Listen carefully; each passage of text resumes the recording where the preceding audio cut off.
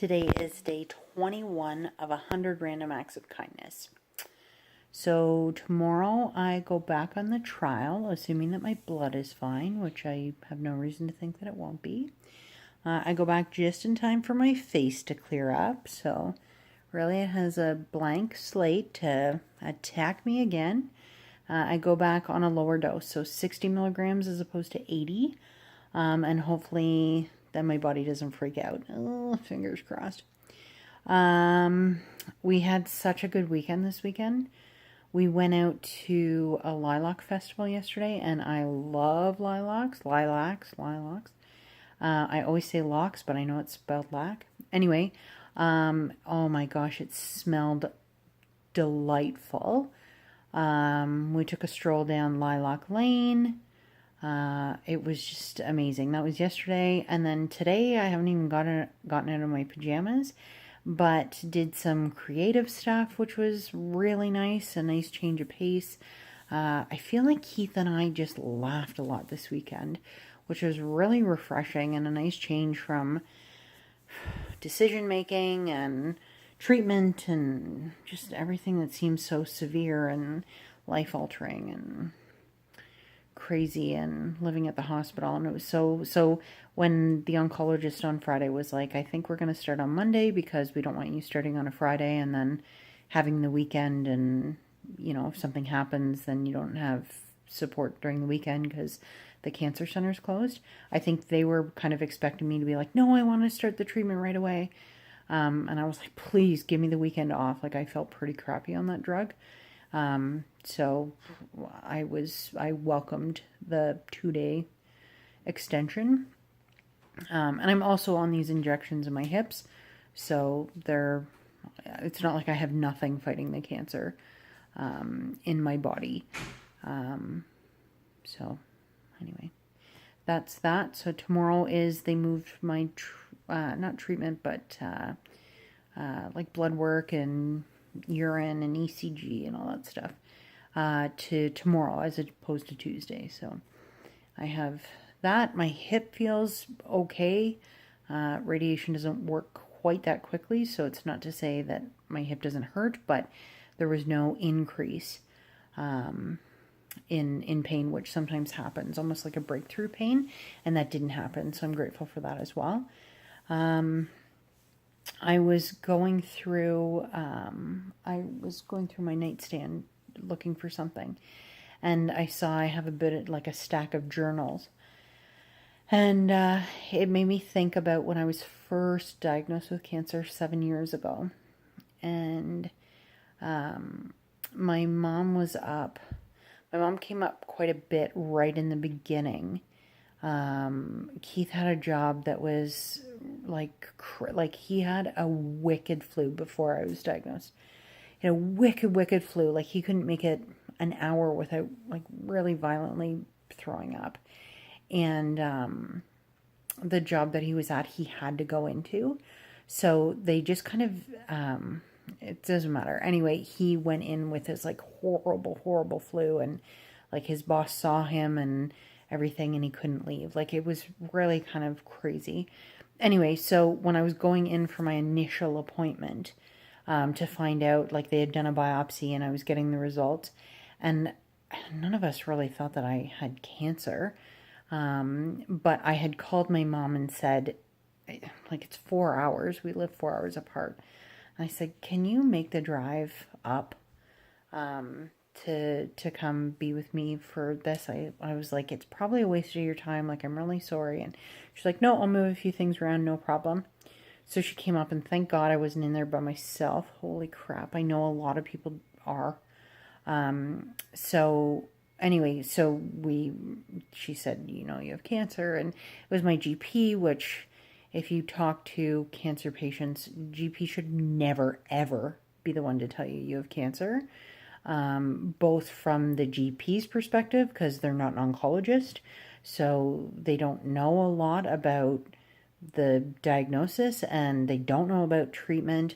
And then from the patient's perspective, I had a million questions and she couldn't answer any of them. So it was actually quite horrible to find out from my GP.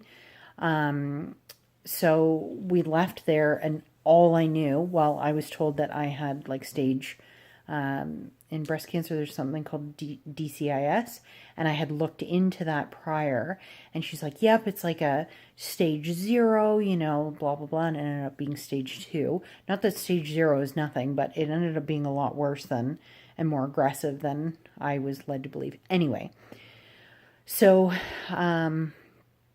I got in the car, and Keith knew when my appointment was over, so when he called, I mean, I'm not going to lie to him and be like, no, it was nothing. And then when he got home, be like, surprise, I have cancer.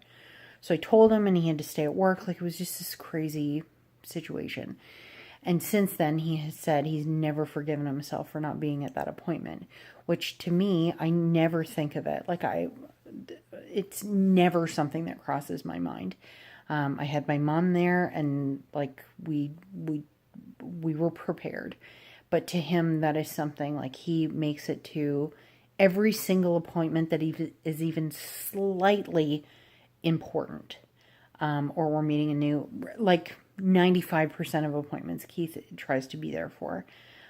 Which is like, honestly, this man, if you watch my 100 Days of Gratitude in day 100, or really watched any of them because I talked about him all the time, or follow me on Twitter, like he is just... He's Superman. He really is this amazing partner. But that is just something that he has held on to, and I've tried to like clear him of that guilt, but it's something that he processes, or needs to process. So when my mom was up, all of this to say, my mom was up, it was in like the first week, maybe after I had found out I was diagnosed, or that I had cancer. And my mom and I were out, I think maybe at an appointment, but I could be wrong.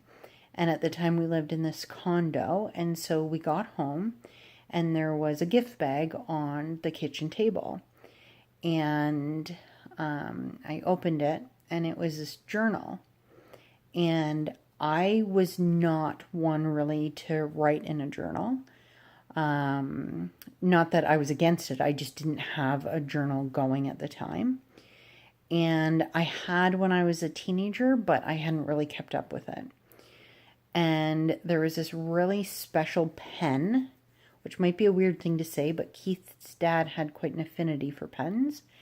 And so there was this really special pen that Keith had taken a lot of time to pick out, and it wrote really smoothly. You know those like expensive pens that like you never buy because they're expensive and it's a pen? It was one of those. And it was, anyway, he said, this is for everything that you're going through and about to go through, that that you don't want to tell me, that you can't tell me, that you need to get out, but aren't able to communicate it to me for whatever reason, whether you don't want to scare me or you don't want me to know or whatever. It's just for all of your thoughts and ideas and fears and frustrations to put into here. And I mean, like, okay, I don't know. I'll never forget that, because to me, it's, there are a lot of things. There are a lot of thoughts in this little head of mine. And I talk to Keith every day about cancer, which is not fair. But it's so consuming. And there are things that I don't communicate to anybody because I'm sure we all have things that we don't necessarily communicate to each other because this sucks and you don't want to have to talk about the bad stuff. And I do talk about the bad stuff because it's therapeutic, but there are just some things that you don't want to say out loud or share with the people that you love. And so at the time, I didn't necessarily realize that I needed it.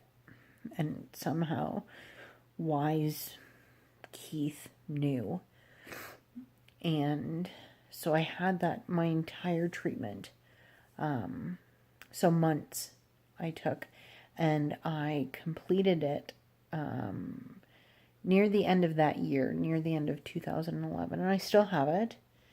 And it just, that has always stuck with me, that how could he have possibly known to do that prior to have ever gone